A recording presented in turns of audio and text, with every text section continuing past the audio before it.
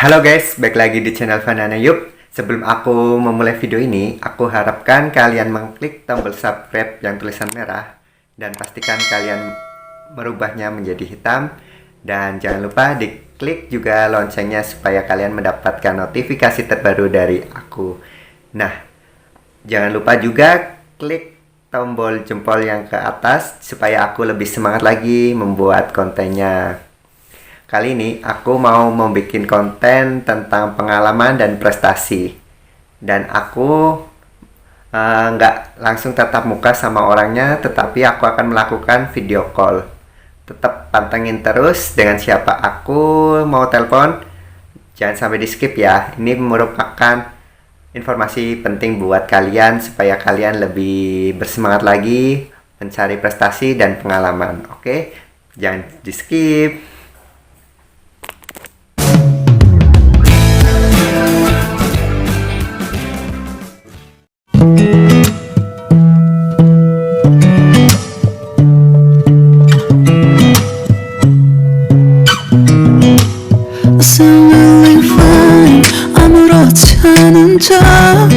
아무도 모르게 조심하는데 또 티가 나나 봐. Sound really fine. 너와 함께 했었던 시간이 길었어. 나봐 난 네 옷을 또 보고 있어.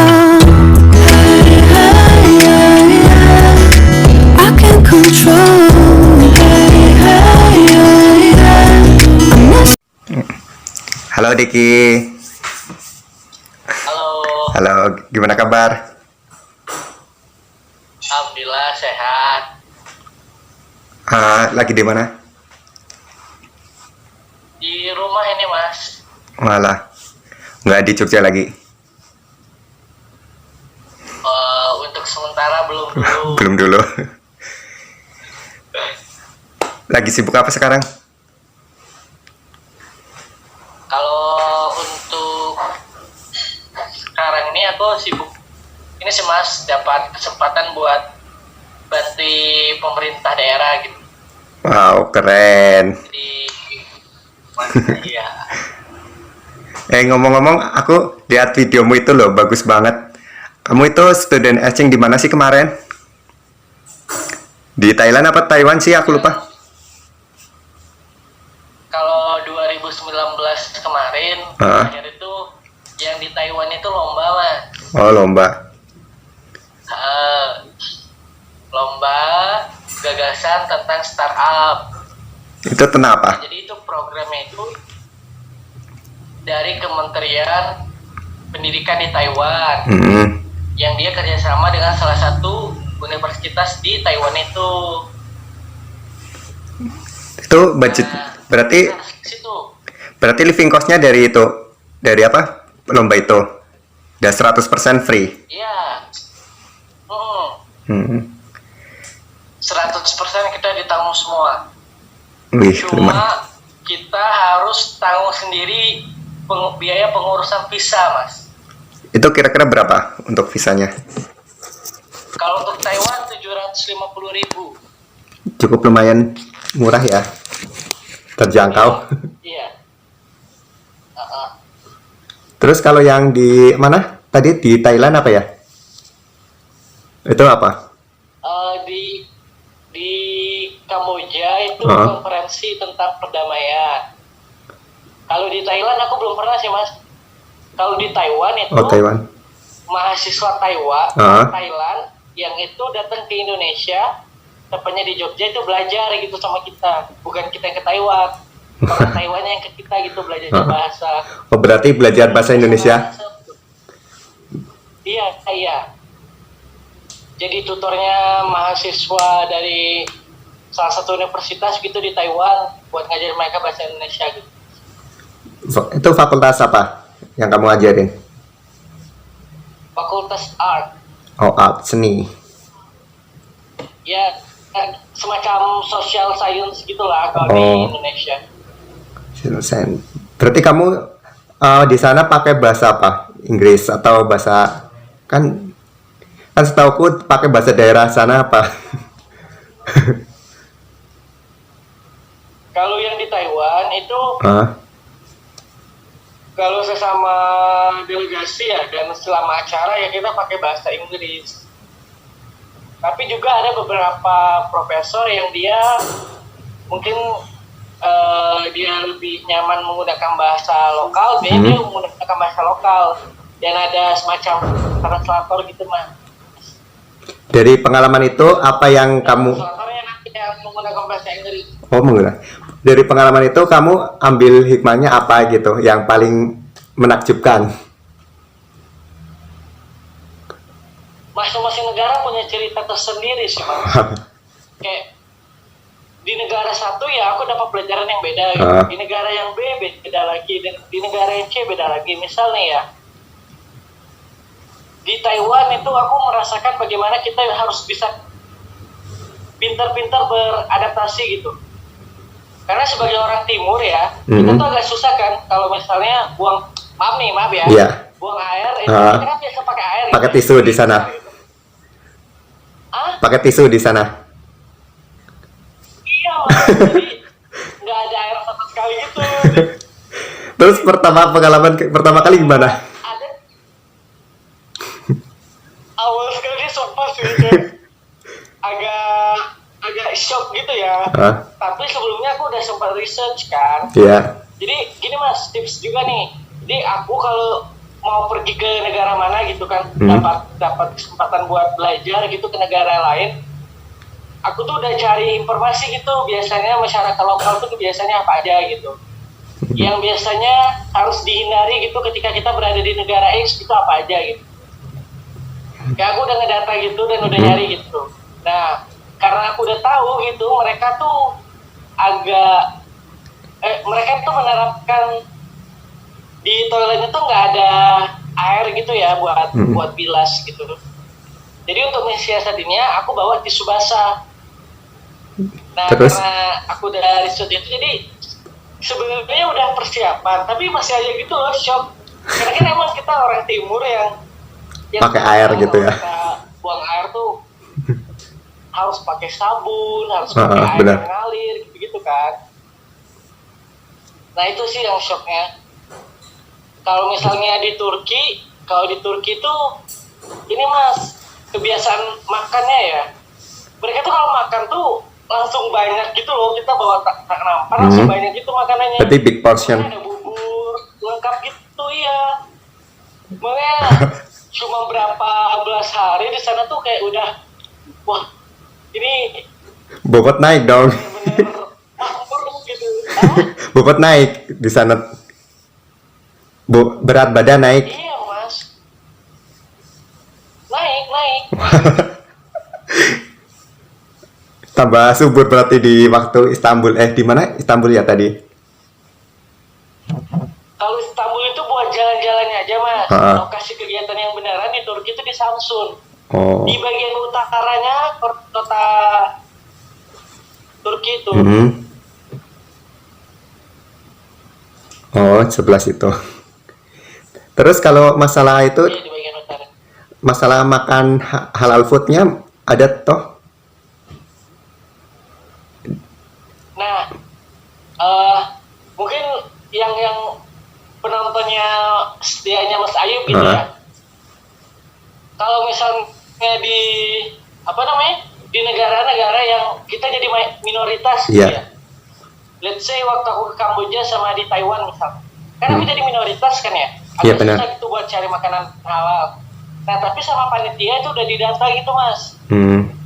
Siapa ya kan, misalnya kayak aku kan, kebutuhan aku misalnya makanan, aku maunya yang halal food. Nanti ada temanku yang dia harus vegetarian gitu. Nah kita dipisahkan gitu, digolong-golongkan gitu.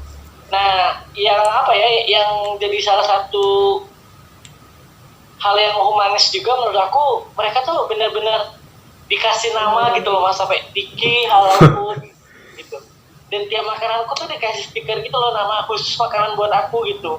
Karena aku nggak bisa makan babi, aku nggak bisa makan makanan yang kayak mereka gitu kan ya.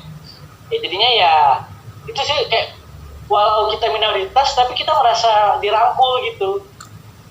Berarti Jadi kekeluarganya kental ya? Tapi kita nggak dibeda-bedakan, iya gitu mas.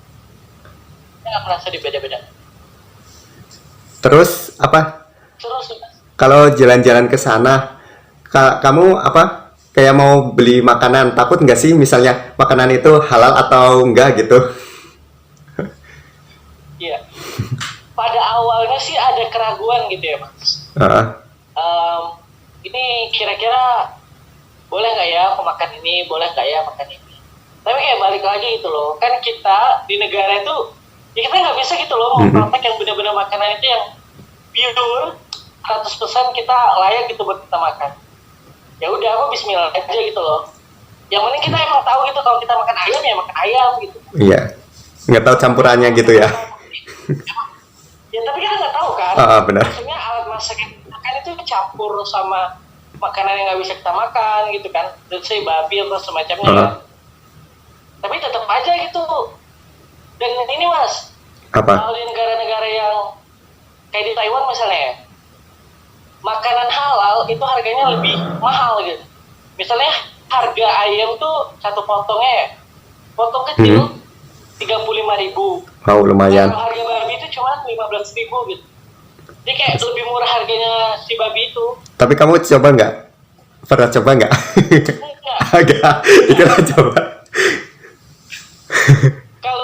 Kalau secara langsung niat dari aku pribadi enggak ya.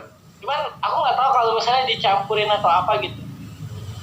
Nah kalau yang di Kamboja itu aku pernah dijebak gitu mas. Jadi kan itu semacam Apa? kayak apa ya? Ada kuah-kuah gitu loh. Ikan yang udah dipilet gitu loh ikannya. Berarti kari gitu. Yang itu ikan. Tapi yang di bawah itu ada makanan apa? Ada potongan-potongan babi kecil gitu loh. Nah aku tuh kayak udah aneh gitu. Berarti kayak tetelan gitu ya? Kayaknya tuh beda gitu ya. Lebih berminyak apa? Kayak tetelan daging yang kecil-kecil itu, gaji. Iya, Lemak-lemak gitu kan? Dadu gitu kan. Wah ini dari kuahnya tuh udah beda gitu kan ya. Warna dagingnya juga beda. Aku aduk-aduk kan. Aku tanya kan, what is this? Terus mereka tuh pada jawab fish, ikan gitu kan. Terus? Aku nggak percaya dong. Aku nggak percaya. Terus ada orang delegasi dari Malaysia ya. Delegasi dari Malaysia yang cewek itu nyoba makan. Dan dia, aku tahu dia muslim karena dia pakai jilbab kan. Dia pakai jilbab. Setelah makannya dia tuh langsung muntah-muntah gitu kan. Terus ada yang bilang, mungkin yang non-Islam yang lain tuh kayak, kita sih udah tahu kan dia nggak boleh gitu kan ya bahasa ininya. Iya. Kok kita ini kayak ngejebak di dia gitu kan, kasihan dia di muntah-muntah gitu kan. Terus? Ya udah dari kejadian itu jadi kayak aku lebih sangat itu loh buat makan. Karena mas, kalau aku pribadi ya, aku tidak melarang buat siapapun yang menyantap makanan itu ya. Iya, Tapi benar. untuk aku pribadi dengan kepercayaanku, aku nggak bisa gitu makan itu. Sebaiknya mencegah gitu ya? Iya, kayak kita satu meja makan nggak apa-apa gitu loh. Mas Ayu misalnya, Mas boleh makan itu di depan aku, kita makan barengan. Tapi kalau untuk aku pribadi, dikarenakan alasan kepercayaanku ya, aku nggak bisa gitu melakukan itu. Terus apa makanan khas di sana sih apa aja? Di Thailand apa di Istanbul gitu? Makanan khas. Gimana mas? Makanan khas yang pernah dicoba kamu? Kalau kamu penasaran gitu kan? Kalau di Istanbul itu baklava. Apa? Baklava. Itu makanannya manis gitu loh. Kayak kue gitu mas, kue kecil. Jatuh. Ya, lanjut. Kalau di Istanbul itu ada namanya baklava. Semacam kue rasanya manis banget. Itu semacam apa? Kalau yang di Indonesianya? Kayak makanan ringan gitu sih mas. Kayak kue potongan kecil gitu. Oh, yang ada itunya apa ya? Yang hijau-hijau bukan sih, kayak bread apa sih yang di bread talk gitu ya? Pakai daun-daun itu bukan sih? Dia potongan kecil semacam apa ya? loh mas, rasanya manis banget. Terus Ada tulang cucu, nanti ditampilin aja nih gambarnya. apa namanya? Kue? Ada lagi satu, namanya baklava. Baklava. Oke, nanti cantumin biar aku tahu. Nah, terus ada lagi satu makanan itu aku nggak tahu sih namanya, karena dia pakai bahasa Turki itu waktu aku makannya. Cuman dia tuh rasanya asin, karena terlalu banyak makanan manis di sana. Nah, malam itu kita request gitu kan, pengen makan yang nggak manis gitu. Nanti diajakin buat makan itu sama panitia. Tapi aku lupa namanya apa. Itu di videomu ada nggak? Nanti aku cantumin namanya. Oke, siap. Ya. Oke. Kalau di Taiwan itu ada tahu busuk. Tahu busuk. Itu semacam apa? Tahu busuk. Hah? Serius? Serius. Jadi Itu rasanya gimana? tahu yang emang busuk dan bau banget gitu loh. Tapi kamu doyan? Kita orang yang enggak. Aku beli kan. Waktu aku makan itu nggak enak banget kan. Udah aromanya bau, rasanya juga nggak enak gitu kan ya. Ya udah aku kasihin ke temanku kan. Ini habis. Ternyata kalau misalnya orang yang udah lama tinggal di Taiwan, mereka biasa gitu loh makan tahu busuk itu. Shikine tofu namanya. Shikine tofu. Tofu. Oh, oke. Nanti aku cari dan cantumin biar penonton tahu. Ya. Siap. Siap, oke.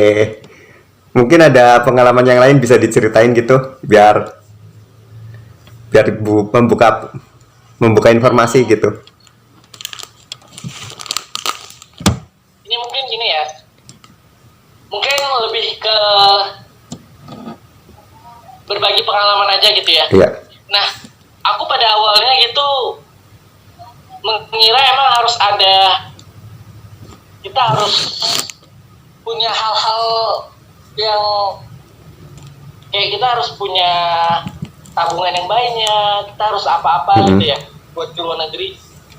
Yang penting untuk ke luar negeri itu kita tahu gitu kita punya apa yang bisa kita presentasikan ke pihak penyelenggara, yang dimana nanti dengan kemampuan kita itu kita bakal mendapat pendanaan gitu buat berangkat. Kayak misalnya aku ke Taiwan, itu aku kan dari sosial politik ya mas. Iya benar. Yang aku nggak ngerti sama sekali bisnis. Terus itu gimana? Dan gimana caranya aku harus belajar bisnis dalam waktu singkat agar aku bisa diterima orang Taiwan buat belajar di sana. Nah tergantung dari kita itu, kita tahu apa kelebihan kita, apa kekurangan kita, apa yang jadi kekuatan kita, apa yang jadi kelemahan kita, ya terus bagaimana kita mempromosikannya gitu ke pihak penyelenggara agar menemukan titik temu gitu. Iya. Sehingga kita layak gitu buat diundang mereka. Wow, berarti kita harus kayak belajar ilmu baru dalam waktu singkat gitu ya? Kalau misalnya memang tema kegiatan yang mau kita ikutin tuh beda ya sama basically ilmu kita. Cuman modal utama adalah kalau misalnya mau keluar negeri adalah kita punya pikiran terbuka gitu. Siap menerima informasi baru, ilmu baru, tapi pada intinya kita tetap punya prinsip kita gitu. Dan dari kedua negara itu yang hal menurutmu aneh tapi yang nggak ada di Indonesia tapi menurutmu gimana ya? Yang menakjubkan gitu? Yang beda kayak adat, culture atau apa? Kalau culture-nya sih, kalau misalnya di Turki mas. Di Turki. Kalau misalnya kalau kita temen ya, sobro gitu, tangan kita kan ngerangkulnya ke punggung sini. Iya benar, bagian sini, belakang. Sini kan ya? Iya. Gitu kan ya? Kita ngerangkul gitu kan ya? Ya terus? Kalau udah ngerasa dekatnya ngerangkul gitu ya? Nah kalau di situ di bagian pinggang mas, kayak dipeluk gitu. Terus perasaanmu gimana? Kalau misalnya kita udah ngerasa itu kita udah deket sama orang itu, maka kita ngerangkulnya dengan cara kayak gitu. Oh. Bahkan kita tuh tangan kita tuh diginiin gitu loh. Nih. Ini tangan kita, nanti tangan orang satunya ngain gitu loh. Oh. Paham kan? Oh iya paham. Gini. Oh, kebiasaannya seperti itu di sana. Kalau budayanya gitu sih. Iya, sama takjub sama bangunan-bangunannya sih. Arsitekturnya kalau di Turki. Kalau di Taiwan kebebasannya. Kebebas gimana? Dan mereka Taiwan juga termasuk salah satu negara yang teraman gitu ya di Asia. Mengapa dia teraman? Karena bahkan di taksi sekalipun, di taksinya itu ada kamera CCTV gitu loh di depan. Kan misalnya ada kaca gitu ya di dalam mobil. Nah di atas kaca kecil dalam mobil itu ada kamera CCTV-nya. Wajib itu buat setiap taksi di sana. Berarti di sana benar-benar aman ya? Untuk Iya. Wow. Berarti kayak nggak ada pencurian? Kalau memang nasib kita jelek gitu ya, di sana emang negara itu. Itu negara Taiwan. Taiwan. Oh ya. Bukan Thailand. Oke. Kalau yang di di Turkinya gimana? Untuk taksinya kendaraan umum? Yang itu tadi ya. Kalau kendaraan umumnya macet mas, sama kayak di Jakarta. Terus? Apalagi kalau misalnya mau ke Hagia Sophia itu yang bangunan. Iya. Yang dulunya museum, sekarang udah jadi masjid lagi, iya. Keren. Waduh itu minta ampun, macetnya panjang banget. Kalau misalnya kita mau ke sana tuh kayak estimasi waktunya itu bener-bener gitu loh. Karena itu mirip sama Jakarta kalau misalnya. Berarti Jakarta kedua. Kayak gitu. Bisa jadi sih, tapi mirip-mirip Pak. Mungkin Jakarta dengan proporsinya sendiri, Istanbul dengan proporsinya sendiri. Cuma sama-sama macet dua negara itu. Dua kota itu. Terus apa ya lagi ya? Mungkin mau berbagi apa gitu cerita yang nggak tahu buat pemirsa gitu. Cerita tentang apa nih? Yang biar di bagian yang mana nih? Biar pengetahuannya semakin bertambah gitu, mungkin ya kayak seluk-beluk yang nggak mungkin kita ketahui di Indonesia yang beda banget dengan Indonesia kebiasaan gitu. Selain yang tadi yang disebutin. Ada nggak? Kalau yang di ini nih. Di mana? Yang menarik ini nih bagi aku yang waktu di Taiwan ya. Menurut aku yang itu bagus dan kayaknya akan bagus juga kalau misalnya kita bisa adopsi itu di Indonesia. Itu budaya yang dimana kalau misalnya kita belajar ya. Kalau kita nih ya belajar di kampus misalnya. Sama dosen itu tuh kayak ngerasa waduh lama banget waktunya kapan ini kelar kapan ini kelar. Benar. Kayak ngerasa aduh kayak gelisah sendiri gitu loh kalau udah kelamaan. Nah di sana itu kita belajar sama profesornya itu nggak berasa gitu loh mas. Bahkan kayak udah tahu-tahu udah jam 9 ini kita belajar jam 9 malam. Serius? Kita nggak sadar kalau itu sudah malam gitu. Nah itu karena mungkin ya karena memang di sana profesornya itu kayak nggak ada pembatasan sama sekali gitu loh. Ya kita menerapkan budaya menghormati, tapi mereka tuh benar-benar nggak memberi jarak gitu loh antara ini gue udah profesor nih, lu baru mahasiswa ece-ece gitu kan, ada jarak gitu ya kalau di Indonesia. Iya benar-benar. Kalau tuh enggak sama, kayak kita tuh ngerasa belajar sama teman kita sendiri gitu. Berarti kayak setara antara hak dan kewajiban gitu ya, apa? Derajat? Enggak. Bagaimana? Bukan di setara hak dan kewajibannya mas, tapi bagaimana mereka membangun atmosfer dan suasana belajar itu jadi menyenangkan gitu. Oh. Kayak kita tetap menghormati posisi mereka dengan hak dan kewajibannya mereka sebagai profesor. Oh ya. Tapi di samping itu kita juga merasa nyaman gitu. Bahkan kita bisa tidak memperdulikan waktu sampai kita karena terlalu nyaman ini kita lupa gitu kalau udah malam. Bahkan kampus sudah gelap kita kayak masih asik gitu belajar sama dia. Berarti kayak nggak kerasa waktunya. Profesornya pinter menempatkan diri menjadi kayak teman sebayanya kita gitu. Jadi kita nggak segan-segan gitu nanya, ini gimana Prof? Ini gimana? Terus misalnya dia kasih statement, kalau menurut saya nih gini ngomong. Kalau di kita kan kayak kalau kita ngebantah, kayak apa sih ini anak? Iya. Ini juga masih muda, tuaan kita, duluan kita makan garam gitu kan ya. Benar. Habis itu nilainya Tahu banget kamu. Iya. Iya kan? Kalau di kita kan gitu ya. Langsung nilainya kalau membantah. Iya itu kan. Kalau di sana tuh enggak mas, kayak oh oke, menurut pendapat kamu gini. Ya mari kita diskusikan. Gimana teman-teman yang lain? Kayak gitu, enggak langsung mantahin gitu loh. Enggak, dan tidak menggunakan yang duluan saya makan garam gitu. Kamu tuh tahu apa gitu, ada kemarin sore nggak kayak gitu. Itu sih menurut aku yang pengalaman yang di Taiwan ya yang bagus gitu ya, yang bisa diterapkan di kita. Kalau yang di Turkinya ada pengalaman nggak? Pengalaman yang wow gitu?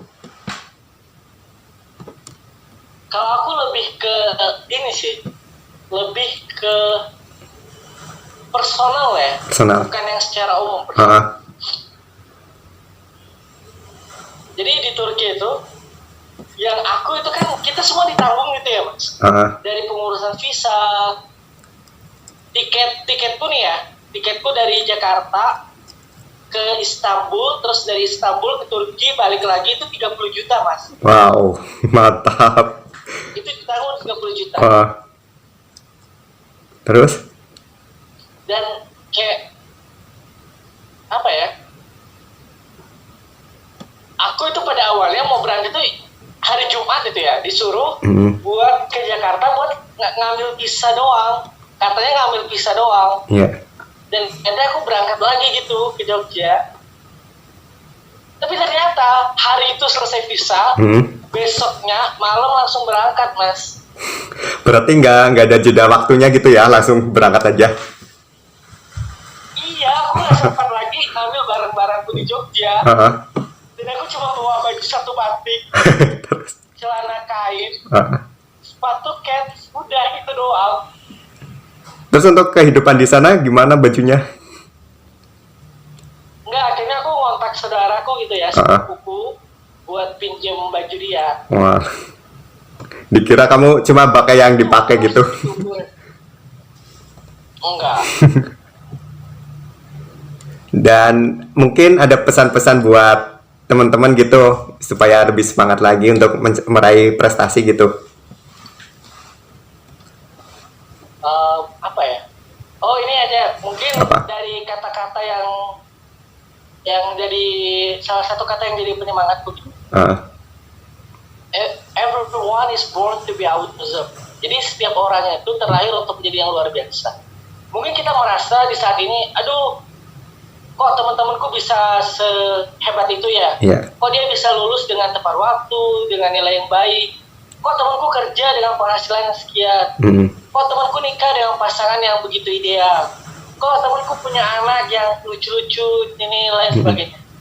Nah menurutku kita semua itu terlahir untuk menjadi yang luar biasa dengan kadar yang sudah disiapkan semua, dengan timing yang terbaik gitu. Tapi semua itu bisa kita dapat dengan proporsi waktu yang tepat dan kadar yang pas untuk kita. Tergantung bagaimana usaha kita untuk menyadari bahwa oh iya, misalnya aku mau dapat angka 9, tapi aku sadar nih sekarang aku baru dapat angka 6. Gimana caranya aku tetap usaha buat mencapai ke angka 9. Jadi pada intinya tetap yakin bahwa sebenarnya kita tuh bisa melakukan hal yang luar biasa. Bahkan kita tuh nanti nggak menyadari gitu bahwa kita bisa melakukan hal yang hebat, jauh lebih hebat dari apa yang pernah kita pikirkan. Oke, sangat luar biasa pemikirannya. terima kasih udah datang ke channelku, dan mungkin kamu mau penutupan. Like, subscribe, comment, share ya. Wes, mau promosi juga akunmu? Apa? Mau promosi akun nggak? Silakan. Berarti di description aja mas, di description aja. Oke, aku tulis linknya aja ya. Oke, terima kasih. See you, dadah. Thank you. Thank you. Oke. Saya tamatin rekamannya. Dah. Makasih loh.